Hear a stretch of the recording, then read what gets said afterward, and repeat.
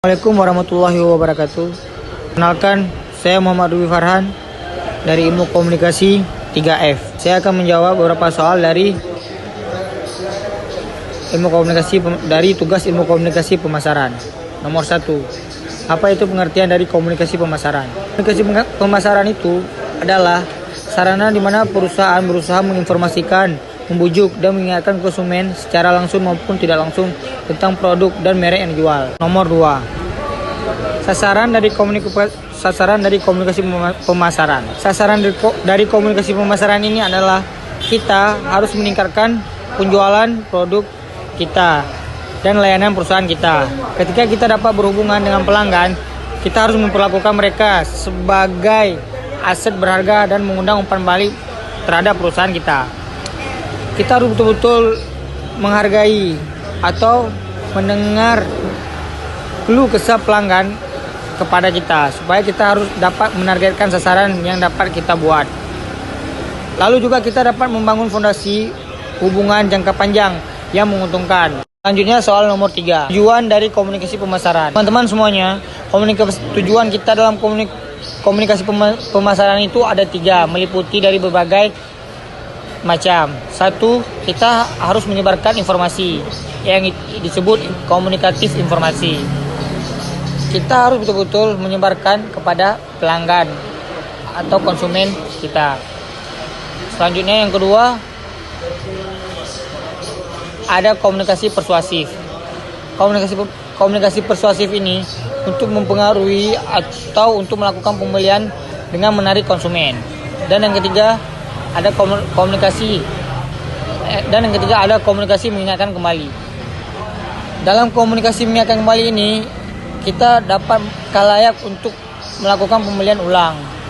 Kita dapat mereplay produk kita dapat memperbaiki kesalahan dalam produk kita. Itulah dari tujuan komunikasi pemasaran. Kita harus betul-betul mengembangkan suatu produk yang ingin kita kembangkan. Soal nomor 4. Manfaat dari komunikasi pemasaran. Manfaat dari komunikasi pemasaran ini, kita dapat memungkinkan bisnis kecil dapat mengembang jalan untuk menjangkau dan berinteraksi dengan pelanggan. Lalu kita juga dapat mempertahankan koneksi komunikasi kita, menciptakan jalan untuk mempromosikan produk dan layanan, serta membangun kesadaran merek yang ingin kita bangun. Selanjutnya soal nomor 5. Ruang lingkup dari komunikasi pemasaran. Berdasarkan pertanyaan ini, kita harus bisa memahami tentang ruang lingkup dari komunikasi pemasaran. Pertama, kita harus meliputi konsumen sebagai target komunikasi pemasaran. Kita harus betul-betul mengembangkan atau betul-betul menargetkan konsumen yang ingin kita capai. Selanjutnya, kedua, ada rancangan pesan pemasaran. Di sini kita harus memikirkan ke depannya bagaimana rancangan pemasaran yang ingin kita buat. Ketiga, ada membangun citra organisasi dan merek.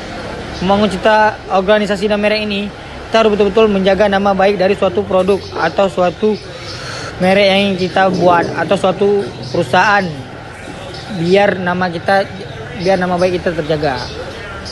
Selanjutnya ada nomor 4, budget komunikasi. Budget komunikasi ini kita harus membedakan mana budget komunikasi dari perusahaan kita dan mana budget komunikasi dari keluarga atau lainnya. Yang kelima, ada strategi penyampaian pemasaran.